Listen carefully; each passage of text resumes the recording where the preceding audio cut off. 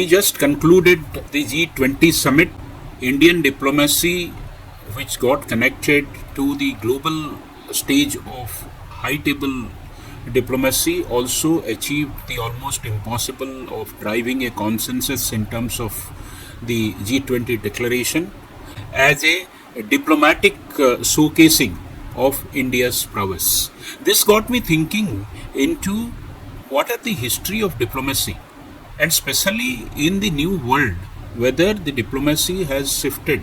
Diplomacy, as all of us know, started from time immemorial. The ancient diplomacy was known to have happened in the year 3000 before Christ, when Greeks and Persians had diplomatic relationships, and there were diplomatic missions from Egypt, papal diplomacy, in which Pope used to send missionaries to countries and continents which were ruled by other religions.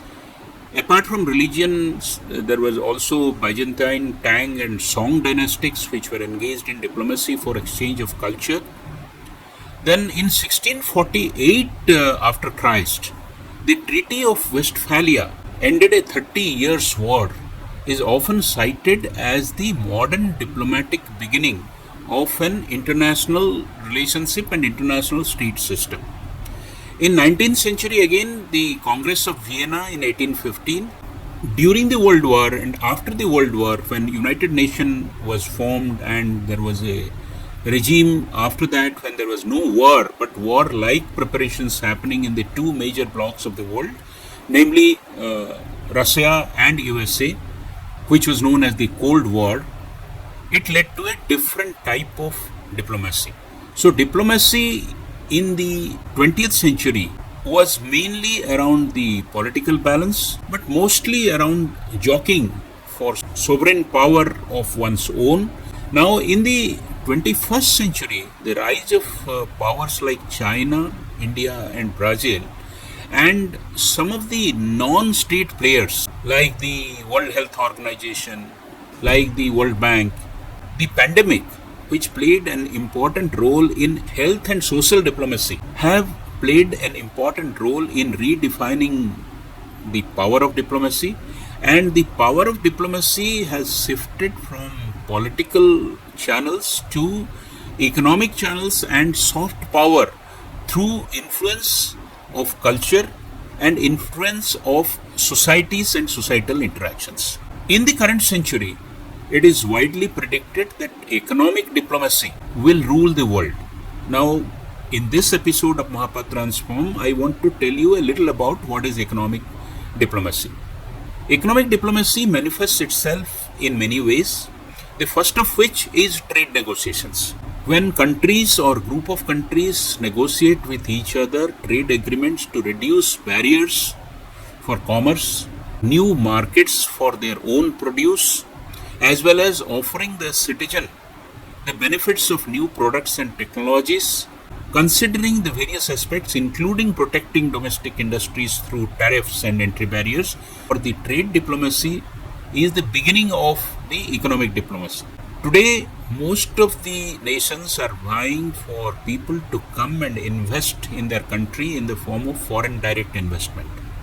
So attracting investment or investment promotion, which used to be an industrial activity or industrial excellence activity, has now gone into diplomatic activity. Next important thing in economic activity is the so-called embargoes or economic sanctions, because today just a political bombing or political military warfare is not enough to defeat your enemy. The extent of economic sanction, requesting friendly countries and partner countries also to adhere to economic sanctions, is also part of economic diplomacy. Aid and development, because poor countries are not a stand-alone group of underdeveloped or island of inefficiency in the modern world, but everything must be brought up in order to develop new markets, in order to reduce the cause of global strife. So that is also another area in which economic diplomacy works, that how much of aid, how much of help in case of natural calamities that now we are seeing in places like Morocco.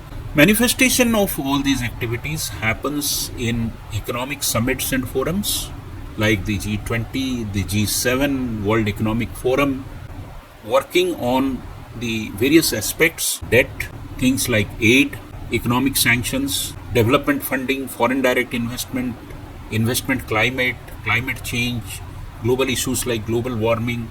All these are firmly on the table of economic diplomacy. Energy and resource diplomacy is another thing. Energy security for the entire world, energy security for the country. Now, with the advent of information technology and the value chain getting spread into telecom, into entertainment, into media, all these have also found ways into the overall diplomatic scenario. Last but not the least, intelligence gathering, economic espionage during wartime are also part of the economic diplomacy that we are talking. Economic diplomacy has now taken a higher pedestal as compared to political diplomacy. Social, cultural factors, along with political, are supporting the overall interest which gets manifested in the economic diplomacy. Understanding economic diplomacy is equally important as compared to understanding diplomacy as a subject and its roots. Thank you very much.